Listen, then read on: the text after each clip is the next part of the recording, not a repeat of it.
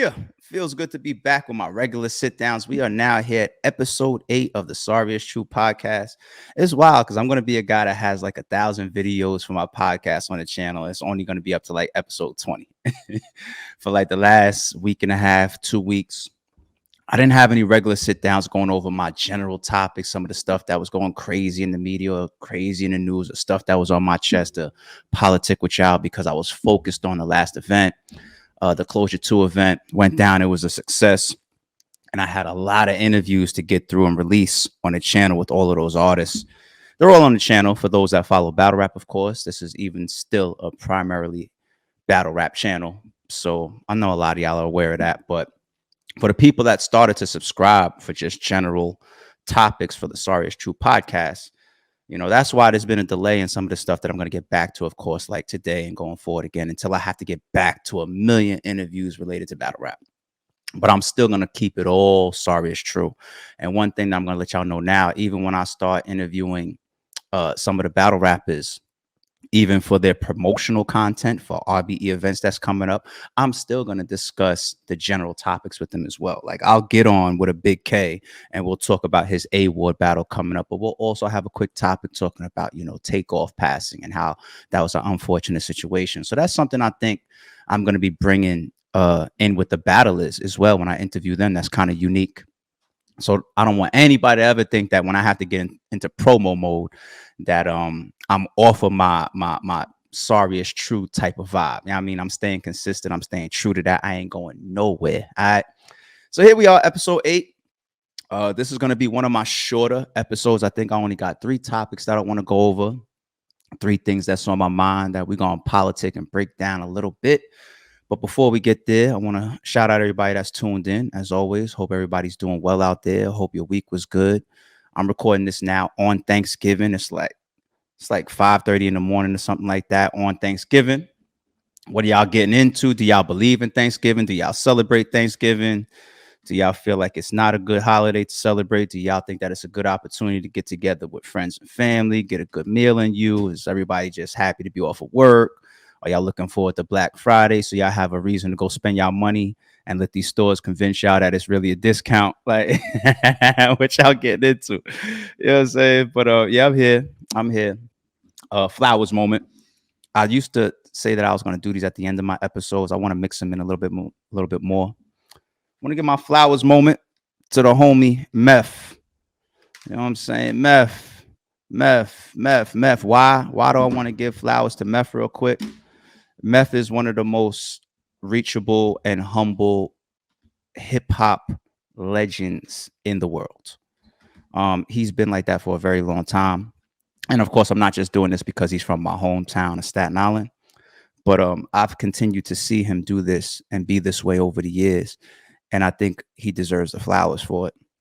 It's just beautiful to see people in his position, people that are, that they're in positions to release music, TV shows, podcasts, all this type of stuff. And you might see him walk through his hood with China Mac and give him an episode, or he may, answer some text message or answer a phone call from me reaching out to him like, yo, man, let me get a drop for you on some of this content that we about to drop on the RBE channel. And he's like, yeah, I got you. You know what I'm saying? Or he might pop up on a Ill Will music video. You know what I'm saying? Like he'll rock with battle rappers. And it's just, if you watch his career and you watch his movements, you see that he does a lot of things that he doesn't have to do. You know what I'm saying? And I look at myself the same way. I do a lot of things I don't have to do. Just last night, I was on a live for like 45 minutes, an hour, whatever. That's my own personal time with a bunch of artists that are just, don't really have names like that. A couple artists on the live, I called their names incorrectly on accident, like because I'm still learning who they are in real time. And that's like giving back, and that's being humble, and that's never getting too big on yourself. You know what I'm saying? Still working with people that are coming up or trying to get a look. And Meth is somebody that I just really, really feel has done that for a very, very long time. And it's something that should always be aligned with his legacy. So this is a flowers moment for Method Man. I think it's so dope that he does that. I think he's too old to change. So he's going to remain like that. You know what I'm saying? Like he's too old to change. Same it like our characters are our characters. It's part of his character. And it's just dope that he has that in him. I wish more people were like that.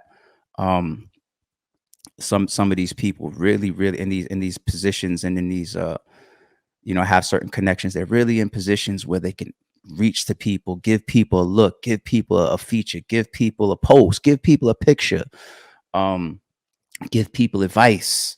You know what I'm saying? Like everybody gets an opportunity from somebody. I know you got a lot of us that have this mentality. We get out there. I got it from the mud. I did it on my own. You didn't. You didn't. Somebody had to do for you in life. If I got to go all the way back to your parents that birthed you, I could start by making the point there if need be. Somebody had to raise you in the years where you couldn't take care of yourself. Somebody had to do for you. That's why we always have this big connection to our parents. It's one of the reasons why they're the first to truly give us that type of love, protection, safety. But along the way, you still are given opportunities. It could be your talent, but when you get up to that record label and sign that contract, whoever gave you the opportunity to come into that fold, you still have to thank that person. Look at 50 Cent. He forever looks at Eminem and Dr. Dre a certain way. 50 Cent is out of here. He's gone. He's amassed all types of success. Doesn't need to go back to anything at this point, or he doesn't need to shout anybody out at this point. But he does it because it's the right thing to do. You don't get somewhere and forget these people that helped you. You know what I'm saying? And even if it's just a general helping, I'm not saying go to the hood and give out fucking turkeys and try to act like Nino Brown or no shit like that. I'm not saying you got to do that. But the same way people have afforded you opportunities, it's always dope to remember, I want to give opportunities as well. And I feel like Meth goes out of his way to fuck with people. So that's a mini topic.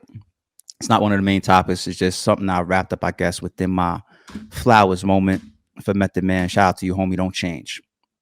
What else is going on? What else is going on with y'all before we jump into these regular topics, man? Hope y'all are keeping up with the battle rap side of things. The Closure 2 battles will start to release very, very soon. We got y'all. I love the look of those battles. Everybody saying we was on our belly opening scene shit. Shout out to Ruin Your Day. You know what I mean? That whole black light / blue lit type of footage.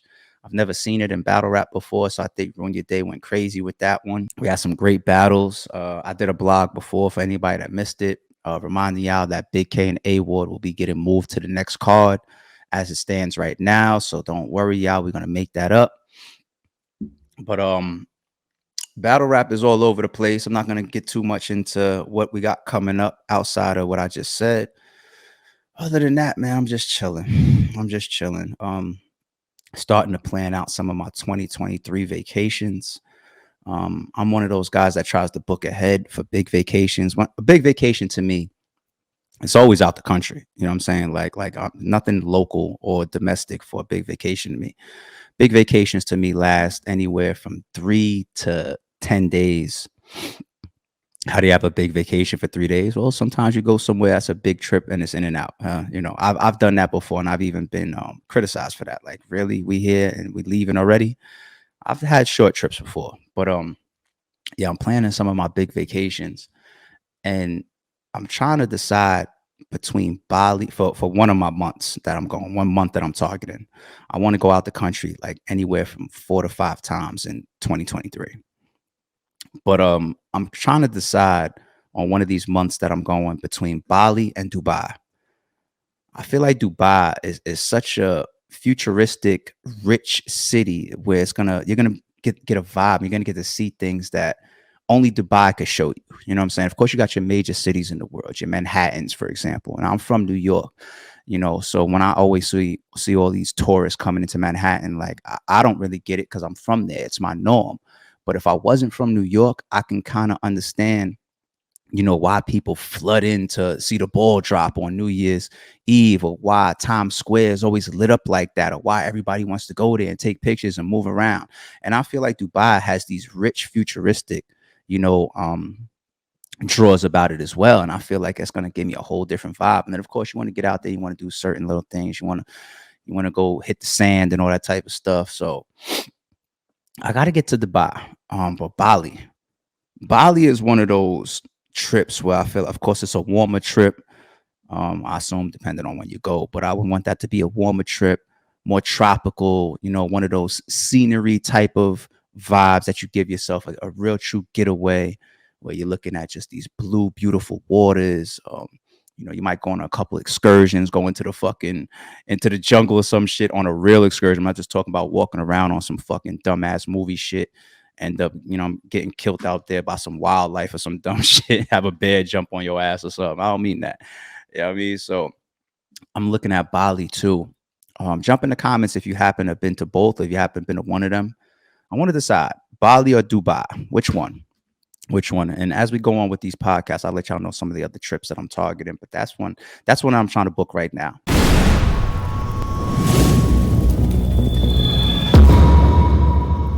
Let's get into these main topics now. And the first one that we're going to start with, I just seen last night.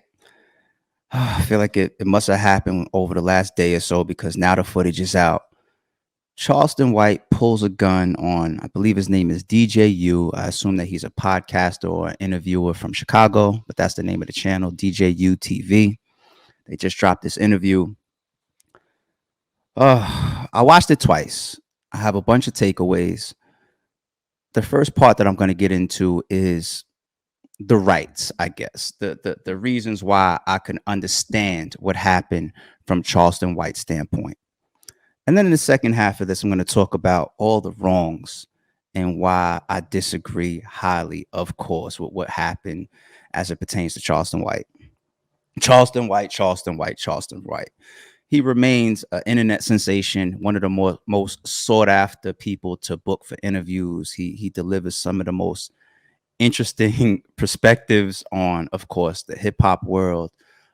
He targets a lot of things that he feels that don't align with society's and especially Black culture's progression. That's why he goes after Black hip hop artists a lot, because he feels, and there's a lot of truth in this perspective, but he feels like, that the average Black or the average rapper, degrades, people, preaches negativity, things like murder in their lyrics, things like, rape in their lyrics. Like when we have some of these rappers talk about I slip XYZ in the woman's drink, or what, that's a form of, they call that date rape, right?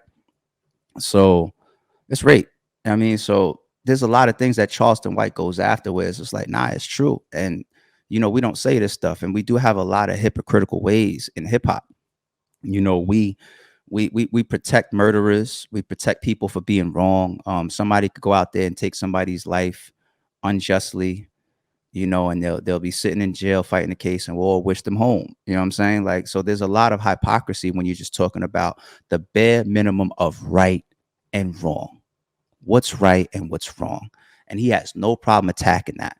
He goes after it sometimes in a way that's very disrespectful to others, like the blast radius of some of the things that he says, F this person, F this city, F this, and even things like F this city or fuck this city is a topic within itself, because, me personally, I'm not somebody that gets outraged at somebody trying to diss the street that I grew up on, or the neighborhood I grew up in, or the borough that I'm from, or the city that I'm from. I think that's a very, very limited way of thinking, and I feel like it's just our typical hood ways that we got to break away from. It's a topic within itself. I could really, really go in on why I hate that type of mentality for people, and I feel like it holds you down and holds you back. You got to get your mind to being worldly and to being realistic as far as what you truly own, and as far as what actually is important to your own progression. But I don't want to go there right now.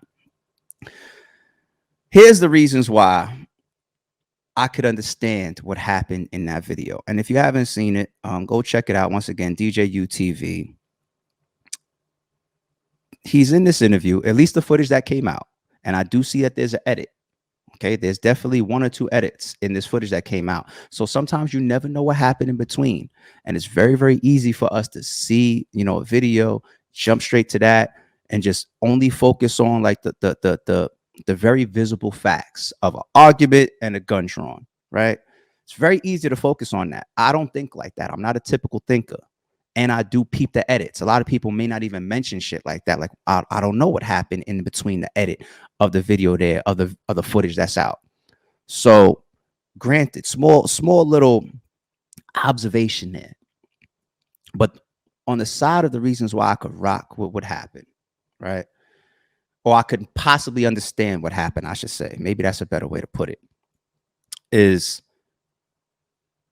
you could tell that the room started to move, And there's obviously other people there that was off camera. You see multiple bodies, and you hear multiple voices come into frame as shit got tense and it kicked up and the gun was drawn by Charleston and all this type of stuff. Like 4 or 5 people start to come on the camera and quiet things down. And from the communications that was going back and forth as they're talking to each other and Charleston screaming, it seems that none of them are with Charleston. It seems that none of them are with them.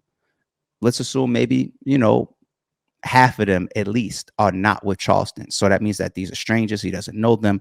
They're at the place where he's doing an interview, where he was booked to do an interview.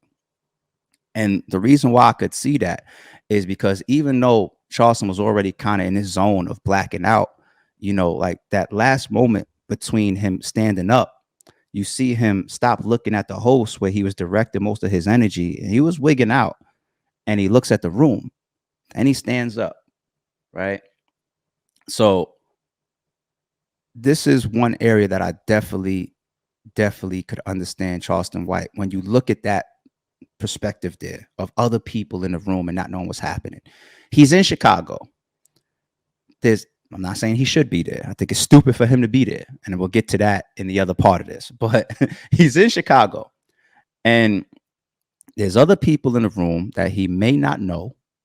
The room starts to move. There could be people that you never know are anti or disagree with your perspectives or your energy, at least for the moment, towards the host, right? It's a myth, and it's a horrible way for us to think as far as safety. It's a myth. It's a bad perspective. It's stupid hood politics. Nobody would ever train you like this. Nobody would ever instill this with you if you went through proper gun defensive management, so to speak. And that myth is, if you pull your gun, you better use it. We grew up hearing that forever.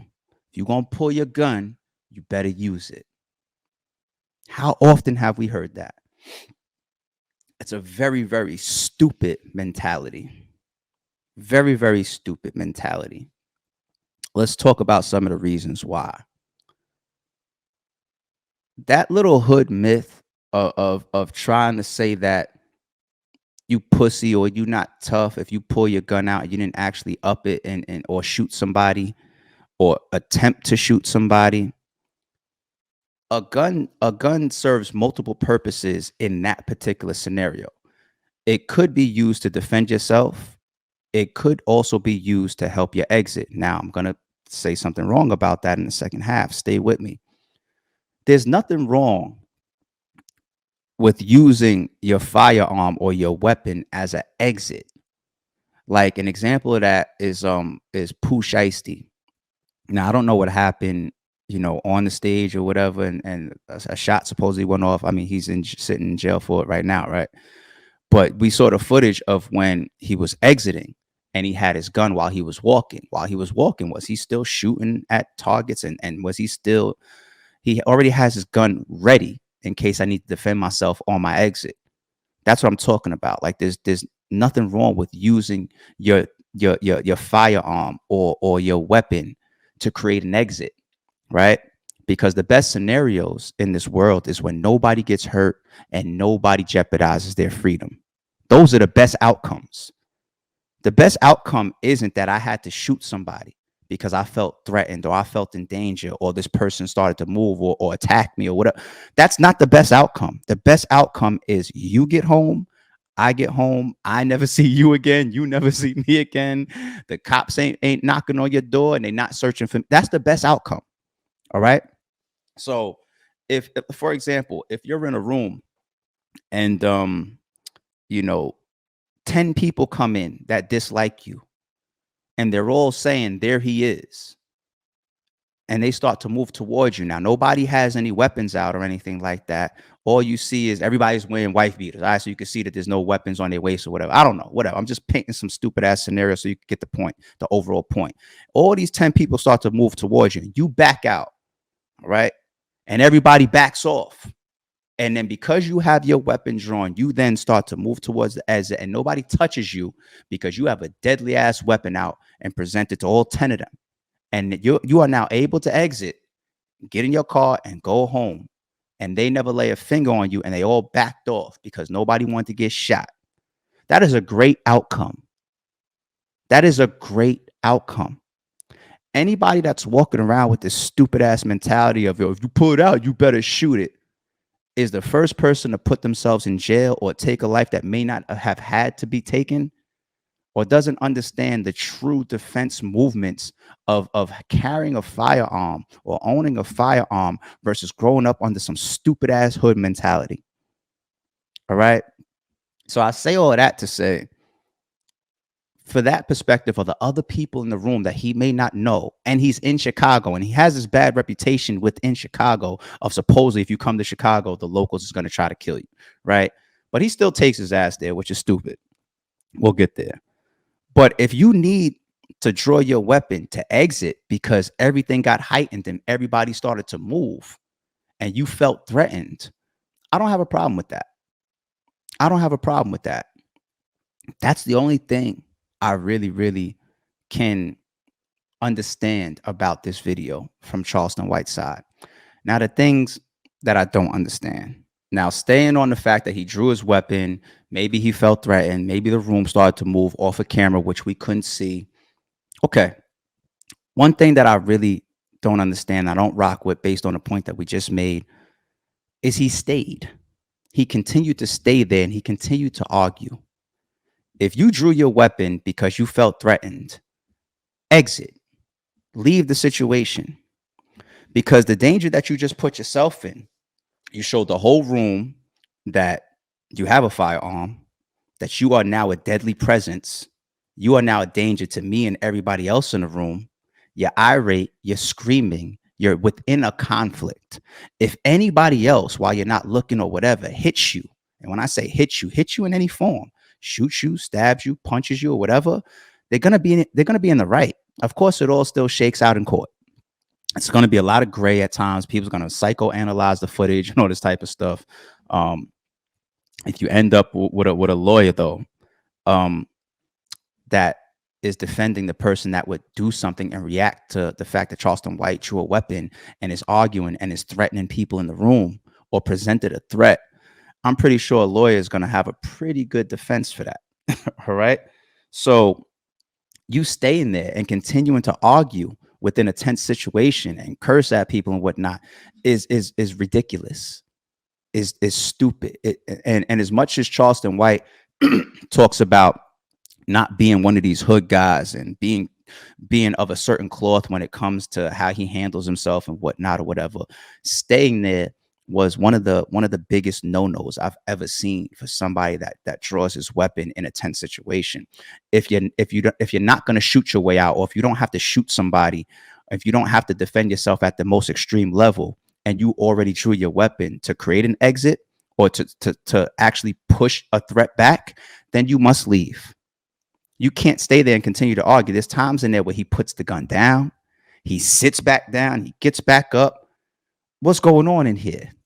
What's going on in here? You've already heightened the scenario to its extreme by presenting a deadly force. So I don't like that at all. I think that was one of the stupidest moves ever, to remain there, putting your gun down and sitting down and then grab it again and putting it back in the holster and taking it back out.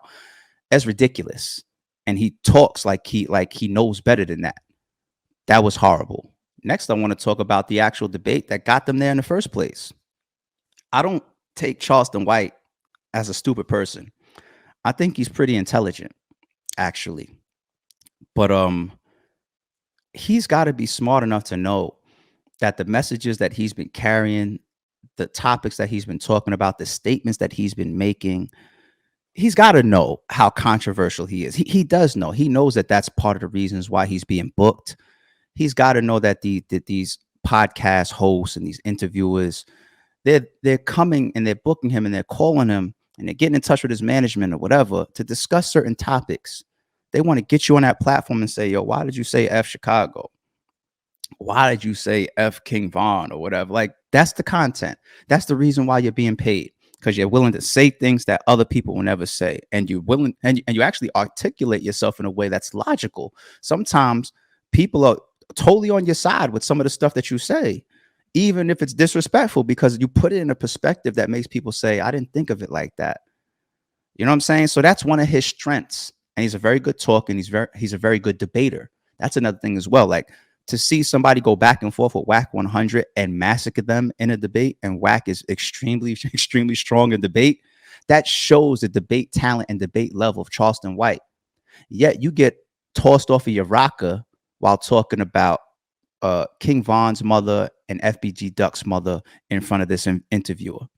And I don't understand how he lost his poise like that when he knows what's surrounding him, and he knows what he's created, and he knows why he's being booked. I don't understand that. I don't understand how he damn near threw himself over his rock. And even during the argument, when he stands up and he's already drawn his weapon or that type of stuff, don't tell me what I can and I can't say. People are gonna debate you. That's some of the best content. If I book Charleston White, you think I would just sit here and want to have a conversation with him about everything that I agree with him about? No, I would challenge him on a lot of stuff, and I would ask him to explain further the things that I disagree with, or maybe the public doesn't, or the general public doesn't agree with. And then you form great content. We get more revelations, more understandings. You say new statements that might go viral, all that type of shit. So I don't even understand why those conversations got him out of pocket like that. You know what I'm saying? Like, he kind of exposed himself as not being able to maintain his composure with some of the controversy that he's already created a trail for. If you're gonna walk around saying F Nipsey Hussle, F King Von, I don't care about this dead person, I wish them dead, or whatever, stay in the dirt or whatever, piss on your all this wild stuff that you say, then these type of questions are gonna come with it.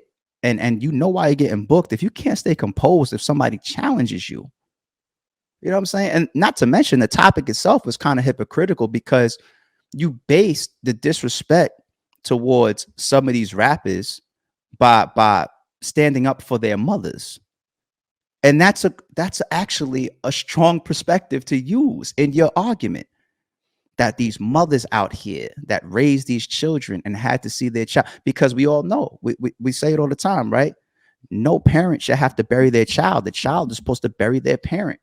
So the pain of the mothers and the fathers that are losing these kids to violence is a strong plight that you're making for them, as to saying, I hate hip hop for this, or I hate your attitude for that, or I don't fuck with this rapper because of what they did or what they used to portray, or the fact that they really were murderers or whatever. You have a strong case to come out and protect these mothers and protect the innocent. You have a strong case. And then you get up there and you contradict it all by saying, I gave XYZ's mother, a car. No, give me the money back, funky ass. And you start disrespecting them and calling them out their name. And everybody's going to hang on to those words, even if you were trying to make a valid point. And it's just going to come off as being hypocritical. You disrespected all of these artists that people love while sticking up and defending the loved ones and the parents and the mothers that are in pain. And then you totally trash the mothers on camera. You know what I'm saying? Regardless of the point that you are making, people don't hang on to the actual intention. They don't. They're going to hang on to the main visuals and the main words that are said.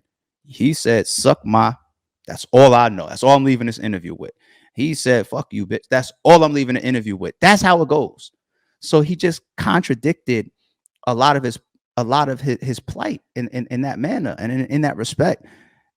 And I think that was stupid. And the last point that I want to make about this interview, towards why I don't agree with Charleston White here.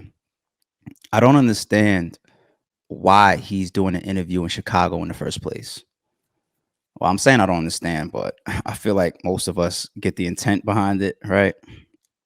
The intent, I'm assuming, is to show that I can go to Chicago, in and out of Chicago when I want. I'm not checking in. Y'all are threatening me and I'm still there. That seems to be one of the intents. Another reason I'm going to assume is just purely money, right? It looks like a majority of the money that he's earning right now is coming from bookings. I would assume that, and maybe monetization on online, social media platforms, or YouTube or whatever. But bookings. Why else would you put yourself in a place where you feel uncomfortable? Maybe you don't feel that something's going to happen to you. Maybe you don't feel that people's going to have an opportunity to get to you or whatever. But you know that there's a real threat for you in certain places and around certain people. Of course there is. But why make yourself uncomfortable in the first place unless you really, really want to prove a point, and or you really want to go pick up that bag. So I feel like those are the things that separates people that are intelligent and headstrong versus the others. And I think that's another thing that Charleston White is showing us by doing that. When Charleston White takes a position of, man, I don't care, F y'all, don't live by y'all rules, that's headstrong. But when you allow yourself to be coaxed into these places to prove something or to pick up a bag, right? You're showing people that you have a certain weakness towards your own messages and towards what you'll allow yourself to, the positions you'll allow yourself to be put in, whether it's for a bag or whether it's for a perspective or whether it's to make a point. And I think that within itself is weak. You can't force me to go anywhere where I'm uncomfortable. I don't give a fuck what the narrative is. If you're saying you can't go here, I'm not gonna try to go there to prove a point. I'm like, okay, so I can't go there then, or if that's how you feel, that's how you feel. If I have a real huge reason to be there, and it ain't gonna be for $1 because my life is worth much more than $1, I don't care what the amount is. But if I don't want to be somewhere, if I'm uncomfortable to be somewhere, I'm not gonna go. You know what I'm saying? I'm not gonna go. And when I say uncomfort, I'm talking about that level of people saying, if you are here and we know you're here and we have the opportunity, we're going to take your life. That's what I'm talking about.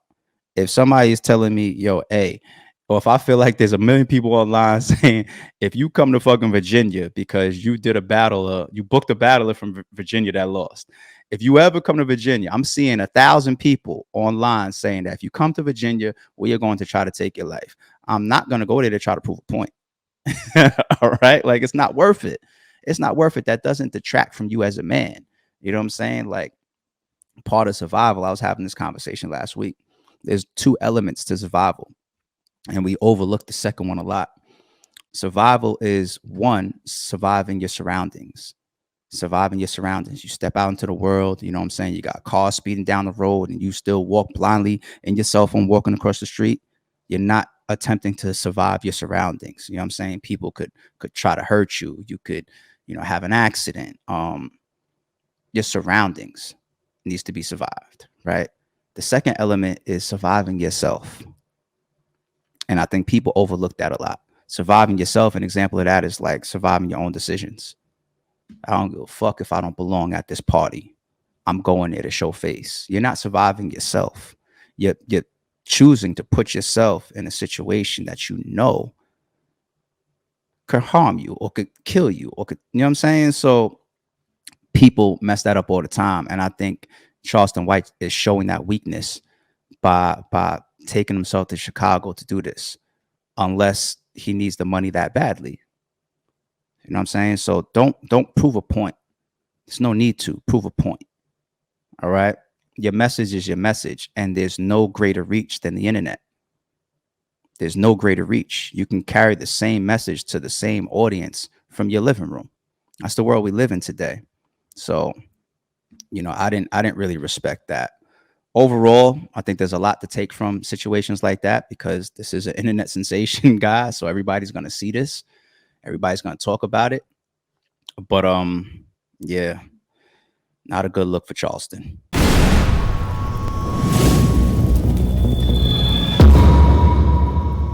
Bitch, I'm a demon. Bitch, I'm a savage. Bitch, I'm on fire. I'm Lucifer. You play with me and I'm shooting her. She sent her Addy, I'm scooping her. Every night. Then I wake up and I do it again. I'm coming. So I'm like, fuck it. I subbing a friend. Ain't no mistakes. We go, what? That's Albee out, man. I probably massacred the actual lyrics just now. I think the mixtape is Cobra, and the lyrics that I was just rapping, it might be top 3 of my favorite Albee Al songs. It's a song named Lucifer. The beat is so sinister. The beat is so crazy, and he flows on that track so crazy. I love that song. Your man got a lyric in there, so shit like, I hit your bitch with the juke button. Like, what? I never heard that one before outside of Albee Al. Like, it's one of the funniest shits. He was recently on the homie Mav Hoffa's My Expert Opinion show, and he was saying some things that absolutely caught my attention. Now, if I'm talking about mixtapes like Cobra and whatnot, I obviously have been following Albee Al for quite some time. Albee Al is one of those guys from a music standpoint. that I follow very, very early. And, I try to see how their career is going to steer. I was like that with Stack Bundles. I was listening to Stack Bundles so early. I'm talking about like, his double disc with, who was that? Carmelo Anthony on the cover. Even when before he changed his voice and he had like that slurred delivery that a lot of rappers was doing, even Fab was doing it at a time, right? Jim Jones was doing that at a time too, that slurred delivery. I used to hate that shit. But he's having another run, and I see him go to Math Hoffa's expert opinion. And the biggest thing that I took note of was him saying he hasn't been back to his hood since he's been home. Now, before I get into my main point about that statement, let's get into some of the tie-ins. Because the street said Hove can't come back home. When I heard that, when I was back home. What do y'all believe about that lyric? It's timeless. Some of us live by that. A lot of us over the years have died trying to prove that. You see it rapped and portrayed by a lot of artists. I'm back in my hood. I'm back here. I've done this. I could pass through here. I could still stand on my corner. I still run my hood. What do y'all feel about that? That's Jay-Z, one of the most influential people, not rappers, influential people of all time. Where is home? What is home? Is home just a place that you happen to grow up because that's where your parents lived when you were born? When Gilly said, if you grew up in the projects, the reality means that your parents was fucked up. Did y'all see when Gilly said that? That's a sorry it's true statement. If you grew up in the projects, that means that your parents didn't have the means to grow up in a different place, or they wasn't living in a different atmosphere. There's a lot of contradictions here in the points that I'm making.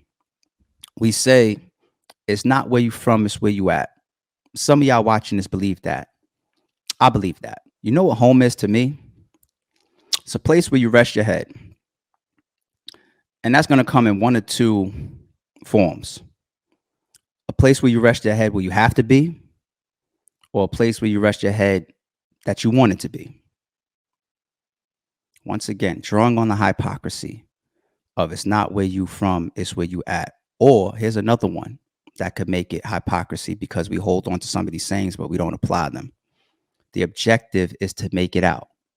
Correct? We've really been corrupted in our brains by trying to teach ourselves and teach each other that you have to show face or you have to remain linked or tied to certain places. Now, when we go back to Albee specifically, is because when he says that on Math Hoffa's My Expert Opinion podcast, that I haven't been back to my hood ever since I got back home. That's the energy I want him to keep. And I hope he keeps that mentality. He's a street nigga. And I hope that there's nothing that comes up in his life, his path, his actions, or his career that makes him go, you don't have to do none of that shit anymore. And the lyrics that I opened up with, I did that for a reason. Go to YouTube and search Albee Lucifer. The lyrics of that song, the way that it starts, I'm telling you, it's one of my favorite tracks because the shit go. But if you listen to the words, he's talking about some shit in there. Pull up on Warner and dead something. Pull up on Warner and smoke a op. We up like 3 and then nothing drop. What's he talking about? All this up in the score and whatnot. What's Warner? What street is that? Who lives there? Who's from there? Ops? Friends? Foes? What's he talking about? Some of the names that he's saying and some of the areas of that song that has to be cut out and these streets that he's naming and whatnot, it's clear he's talking about beef and people that he's been to war with or people that he got issues with, people that may have lost their lives. That's real drama. That's real. Once you get to that level where people are dying and y'all are beating and you talk, we up like 4 and ain't nothing dropped. We up like 4 and ain't nothing dropped. So you saying that you got 4 of them? Shout out to Al, but this is the lyrics. These are the lyrics. Sorry, it's true. So this is why I'm tying it all in and I'm saying, Al, keep that same energy. When you say that on Math's joint, stand on that. Don't go back there. Because there's no need to be the next rapper that goes backwards and ends up in some shit because of your past. I want to see Albee succeed. He's got the talent. He can rap his ass off. He's got some uniqueness about him. You know, his voice is different. He's got the image. He's got the story behind him. All this in and out of jail and cases, and you're stamped where you're from. People say that you really is a street guy, got into a lot of shit and whatnot. You're gone. I'm not saying that you're the biggest rapper yet. You still have a long way to go as far as like cracking into commercial success and all this type of stuff. But when I say you're gone, I mean that you're given the opportunity to not be there anymore. I'm seeing him flash all this money. I'm seeing him talk about all this money in his lyrics. I believe him. That's the thing. I believe you, Albee Al. When I listen to the lyrics of Lucifer, I believe you. I believe that there was shit going on. So keep that same energy. There's no need to be there anymore. There's no need to go back to Warner or wherever you're talking about, these old blocks in Jersey. Keep that same energy, man. I'd love to see this young man continue to pump out his music. He's been given yet another opportunity with his freedom. Don't let none of the BS bring you back.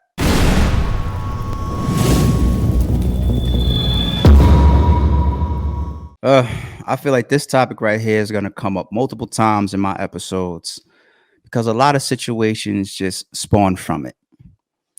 The good old checking in. What is checking in? What do y'all think checking in is? What do you believe checking in is? Everybody can have their own definition of it. Is it getting good advice from locals, people that are well versed in a particular city or state, and you reach out to them to know where to go and where to be? Is it that? Is it pay me to be here? Is it networking? The first time checking in to me started to get popular, where I started hearing it a lot and seeing it a lot, for the most part, was probably tied to Trick, to be honest. It may have been around the time that the Youngberg chain snatching incident happened and whatnot, but Trick got interviews online talking about what checking in is in his eyes. And I remember some of those clips of him kind of being irate, explaining that the locals were not getting looks and getting overlooked by some of these record labels that are coming in with their artists and making a lot of this money in their city and whatnot. Even the term of no-fly zone, as it pertains to y'all are not allowed here, right? I feel like that got popular from Trick as well. He had this thing about, Detroit, you come into my house, wipe your feet. You know what I'm saying? Reach out to people, make the locals a part of what you're doing. You coming in here to pick up a bag.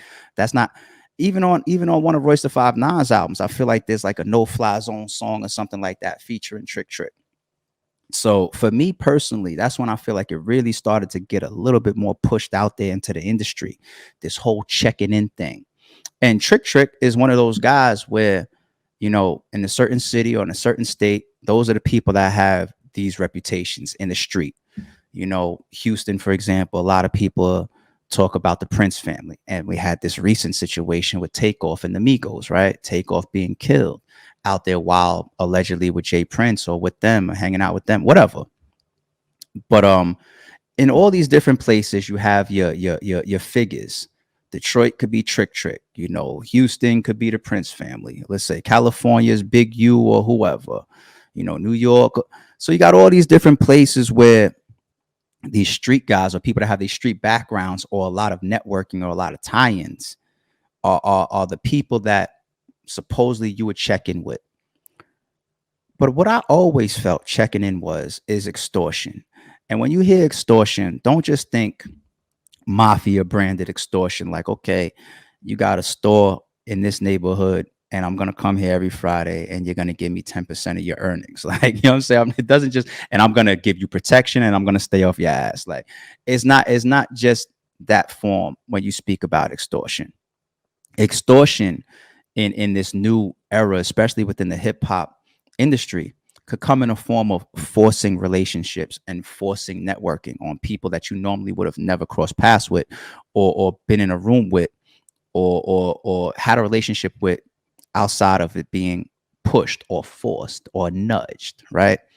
That's a form of extortion to a degree because you feel the need to do something that you possibly wouldn't have done on your own when you're in a particular place, right? As far as checking in and then being forced to do something or being nudged to do something. So that's always how I took checking in. Now, do I understand how some of these record labels may move and some of these celebrities may move where, you have the opportunity to share all your energy and your success with the same places and the same people that you're making possibly millions of dollars off of.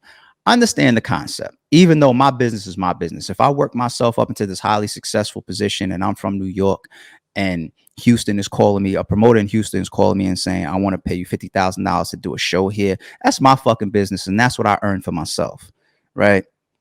But I do see the perspective. I do see the perspective of, you know, when you're in a certain place, it's always good to give back. Battle rap, that happens. You know what I'm saying? Like, it's not nowhere near the form of extortion at all. But if I do an event in Houston, I may have Scotty on the card. You know, Scotty be out there. He's got a presence out there. He's got a following out there. He knows that area. You know what I'm saying? So out of intermingling and you know what I'm saying, it might be like, and I fuck with him already. You know, like Scotty was on my shit before we even did he battled Ill Will in Atlanta. That's not where he's from. And then when we did a card in Houston, we linked up with Scotty. You know what I'm saying? It's not checking in. It wasn't checking in. So I could understand working with locals when you're in a different place. I understand that. You know what I mean? Or trying to show love or give back. There's nothing wrong with that perspective, but that's not what's happening. And I don't want to get into the takeoff and the Jay Prince situation because I feel like there's a lot of details there that still will come out. But I feel like the need to be forced to network with people and have these relationships, I feel like those local people are using their power to take a piece of you. And what I mean by taking a piece of you is your celebrity comes into town and I force you to be a part of my birthday. You know what I'm saying? Like I even seen that 6ix9ine was explaining. We don't know whether it's 100% factual or not, but wasn't 6ix9ine explaining that was the situation between him and Jay Prince Jr.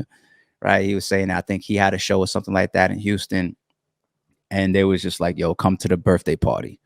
You know what I'm saying? And be here at this time. And then 6ix9ine in his camp and Shotty and all of them was like arguing back, like, yo, we ain't gonna be there that early or whatever.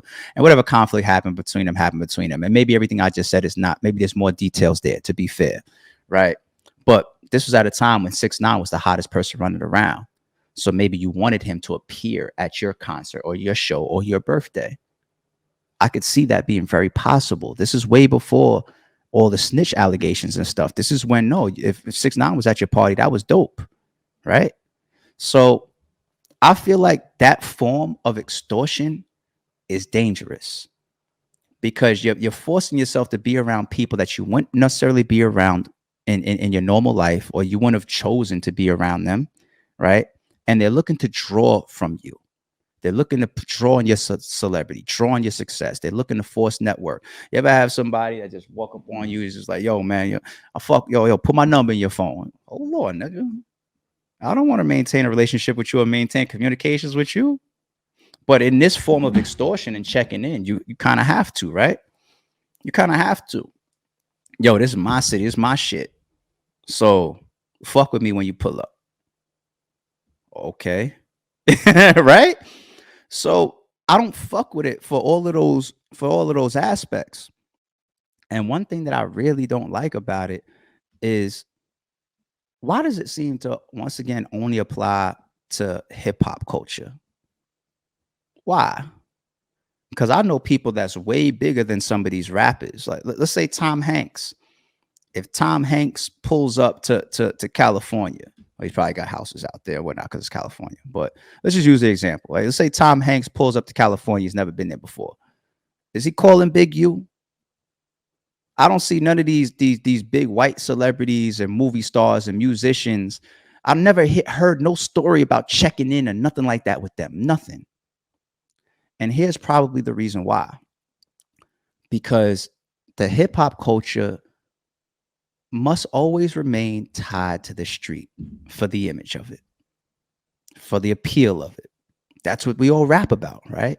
God forbid you rap about selling drugs and being in jail and shooting people, and the fans find out that you're lying or that you fake or you're a fraud, right? Right?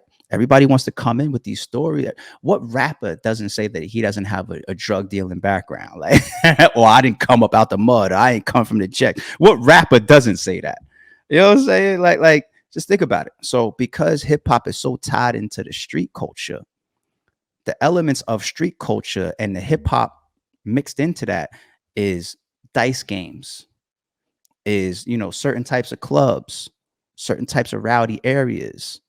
You know what I'm saying? Like when you have these certain elements that the hip hop culture community and artists feel that they also need to be a part of because of their own entertainment or reputations or lyrics or what they're trying to create as a perception to the fans, then it's gonna force you even more in the direction of some of these people that could grasp on you and say, "Oh, fuck with me when you here," or "Come out to my party while you here," or "Make me a part of your show when you hit." It's our culture that puts us right next to it, because some of these other cultures, like a Tom Hanks, for example, or pop in the pop world, you know what I'm saying, or some of these Hollywood actors, they're not checking in. Why? Because they're not tying themselves to hip hop or street culture. And I don't know if we could ever have that division, because it's almost like a cosign to feel like you're a rapper and here I am next to Big U. Here I am next to Trick Trick. Here I am next to Jay Prince or Jay Prince Jr. You feel like that's good for your image too. So as much as we might say, rest in peace, yo, what is Takeoff doing at a dice game? What's the Migos doing at a dice game? What are they doing at that little pool hall or whatever, right? The hip hop culture almost makes you present that element to be a part of what you're rapping about, your image and your success. It almost pushes you in that direction. And I feel like a lot of these people will take advantage of that. They'll take advantage of that. You have to come to the hood, right? Because you're a hood nigga, right? So you got to come to the hood, and you can't walk around this particular hood without me. Just come check in, come fuck with me, come party with me, come hang out with me, take my phone number, call me when you out here. Let me come get a part of your show or whatever. It's crossing. The elements are crossing so much where it's just like these artists are putting themselves in danger. You want to hope that people get to a certain level, like let's say an Eminem or 50 Cent or Jay-Z or Beyonce, where you don't have to show nothing. You don't have to be co-signed by shit. Nobody's ever, these same people, are they ever going to ask Jay-Z to check in? Is somebody going to ever expect a phone call? He comes from the same places that y'all all claim that y'all from. Who's going to expect a phone call from Jay-Z because he just landed in LA or Houston or New York or Virginia or Detroit? Is Trick Trick going to expect Jay-Z to check in? No, he's not. He's not. And even the Migos, for example, like they're above that too. Like their level of success is huge. But like I said, maybe those relationships were developed because you feel like, oh, we in Houston a lot or whatever. So, let's tie in with Jay Prince and them and the Prince family and rap a lot and all that. What type of catch-22 is that? Does that strip away from your success? Because you claim to be from, Jordan Downs, and now you're this multi-millionaire. You're not walking through the hood no more. Does that mean that now the fans is gonna say, "Oh, you fake, you ain't authentic"? It's such a weird position to be in, but it only happens within the hip hop culture, it seems. Nobody else is talking about checking in.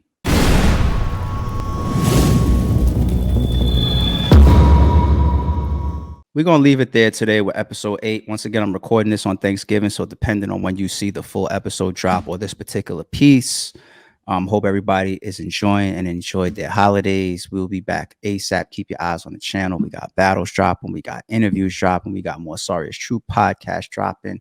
We working, man. Appreciate all the subscribers. If you're not subscribed, man, go subscribe, man. Sorry It's True, man.